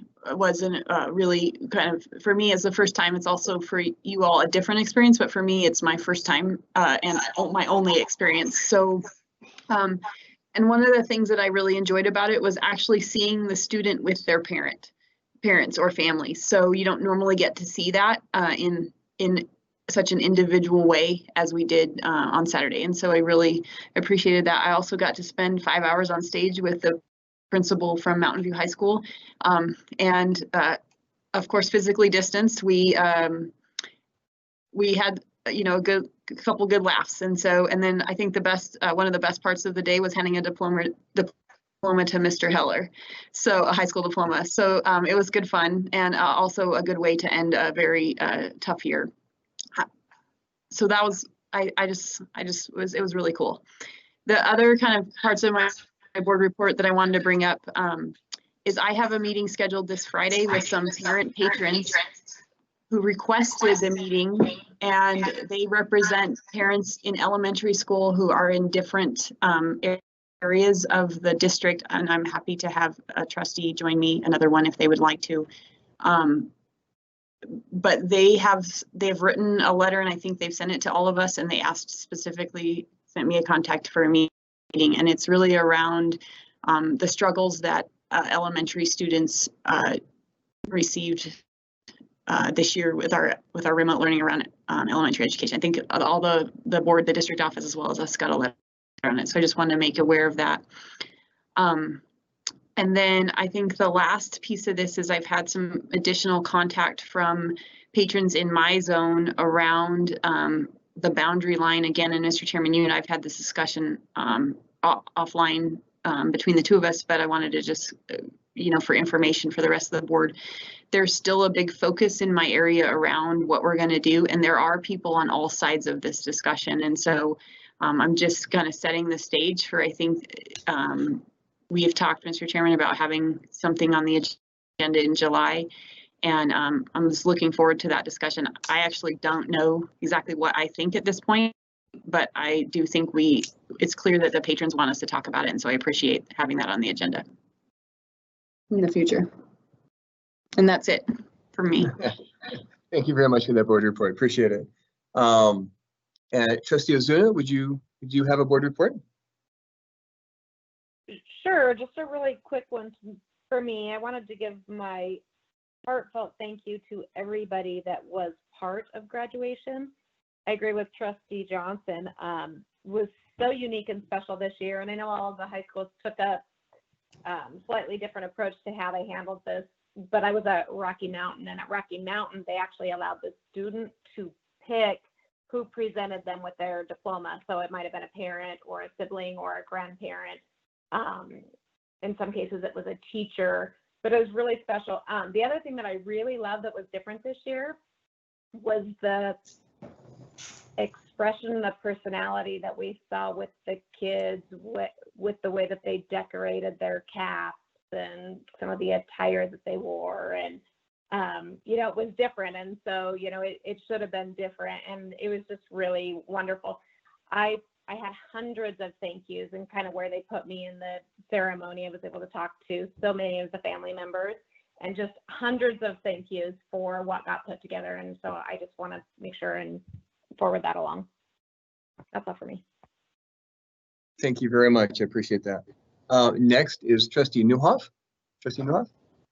Yeah, thank you, Mr. Chairman. So I was fortunate enough to participate in one of the graduation ceremonies. I was at EHS, and like to thank everyone that really sort of came together and did things for the kids there. That, of course, includes a lot of staff and parents who spent a bunch of time organizing things and then having to adjust things at the end to accommodate the weather.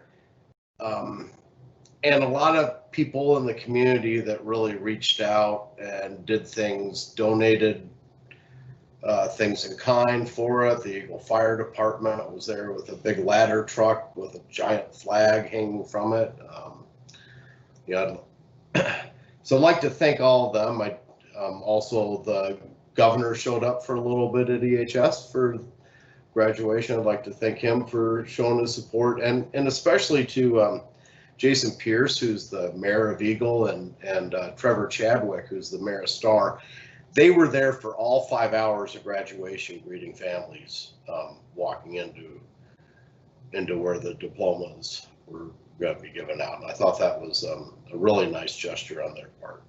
So that's all I have. Thank you very much. Trustee Smiley?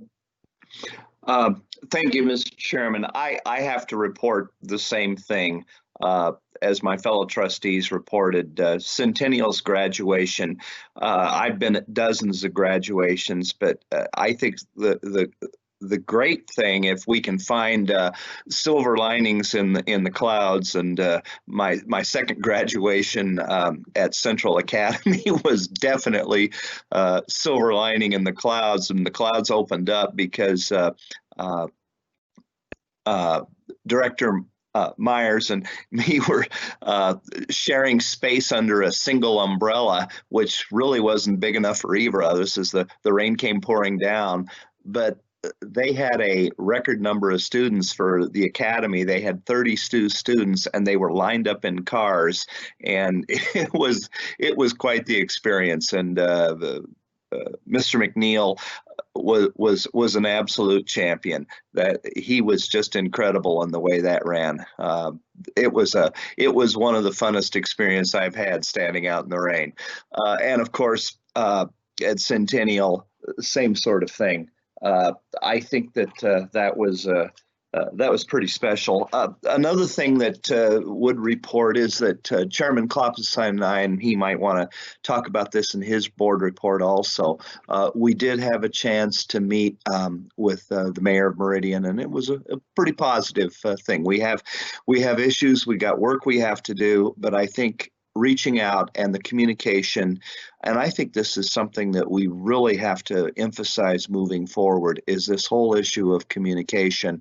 As board members, that's going to be a real challenge for us, because the results of the supplemental levy, I have to be honest, I was not happy. I didn't sleep well as a result of that, because as we saw from the budget reports, there are some real cuts that are going to affect kids and going to affect learning and going to affect staff and morale.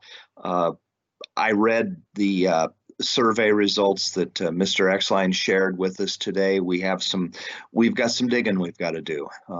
You know, there's going to have to be some work, and it involves not just setting budgets, but rolling up our sleeves and how we approach our communities. So as Superintendent Randall says, we have luscious challenges, and I'm looking forward that we have work to do, but we'll plug away. I really appreciate my colleagues, and I really appreciate all the work that our staff has put into this. I just can't say thank you enough to that extra work that's had to have been done. Thank you, Mr. Chairman. Thank you, Trustee Smiley. And for myself, I was over at Meridian High School and spent a few hours with Principal Lillenkamp. They had over 100 staff members joining over, I think it went into 7 o'clock or so in the evening, moving it from outside in, making sure the kids were separated and safe, and making sure the parents had a great experience. And person after person came up to me and they said how, you know, they really enjoyed all the work that the Meridian High School staff did to make this a wonderful experience. I was just amazed at what they did. As Trustee Smiley said, we did have a meeting with the mayor of Meridian, Mayor Simison, and it was very cordial. He's a wonderful man. Really look forward to continue to work with him. And like us, he has growth challenges. And so we're really looking forward to being able to continue a discussion and handle growth as best we can. It's like fielding fastballs all day, but you know, it definitely is important work for us to do. One of the challenges that has come up during that discussion is that if we were to look at what our overall number of capacity that we need, it's amazing if you look at compared to the number of homes that are already selected to go into, especially South Meridian. I believe we're looking at over 4,000, if that was right, Trustee Smiley, over 4,000 homes slated or buildings slated for that area. And it would represent basically 3 elementary schools, a middle school, and a high school if we had to fill those immediately or right away. If they built those right away, that's what we'd have to build. So losing the supplemental levy, having to delay the bond, it's a very serious concern for me, and it's as he and Dr. Reynolds would say, it's the luscious challenge we have to meet. Over this month, we have the 15th, which will be another meeting, very quick meeting in the morning, from what I understand, and we were just going to get through. I believe we have slated 1-to-1, but we may have other changes to that meeting. And then on the 23rd would be the morning of our board retreat. We have a short meeting to approve the budget for 2021, and I believe that is the last day we can approve the budget from state law. Also looking very much forward to the board forward and discussing goals and policy, and just getting to be able to see my fellow trustees again after almost 3 months. It would be very nice. And I guess there will be a discussion here shortly about not just the board forward, but also maybe even future regular meetings, whether we'll be meeting in person and how we'll do that. So obviously that's an internal discussion for now, but possibly in July, we might not be meeting on Teams, but actually meeting in person. That's all I have, and I just want to say thank you very much for the board and everyone going to a high school and making sure that our graduates know that they're welcome and valued. That brings us then to the superintendent's report. Chairman, this is the clerk. Can I just add one more thing? Is your June 30th is also a meeting, and that is to approve. We've got 11 bids that need to be approved. So June 30th is another special meeting. Thank you. Thank you very much. That then brings us to the superintendent's report with Dr. Reynolds. Dr. Reynolds. Thank you, Chairman Klopfenstein. Trustees, I am a little overwhelmed by all of the amazing things that are going on, and I just want to thank the board for all that you're doing, and knowing that you're having meetings back to back to back to help us continue moving forward. I would tell you I'm excited and thrilled with all the work that our fall learning team has been doing and planning for August when our students return to us. And we hope to bring that plan to you hopefully on the 15th. I know that Mr. Nesbitt and Mr. Heller are working really hard with the whole staff on putting those details together.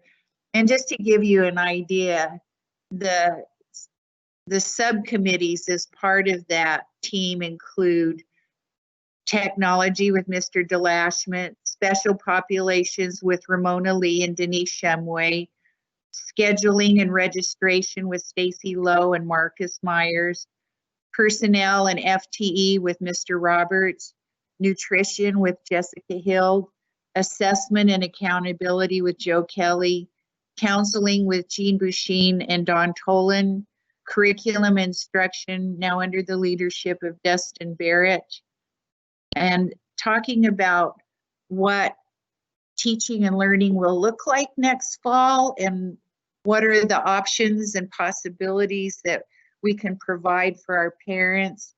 One of those is looking forward to creating our own remote K-12 system, our own online system. And so we'll be moving forward with trying to find a principal for that school that we're creating, and looking at all of the other technical and logistical kinds of questions we have about opening school in the fall.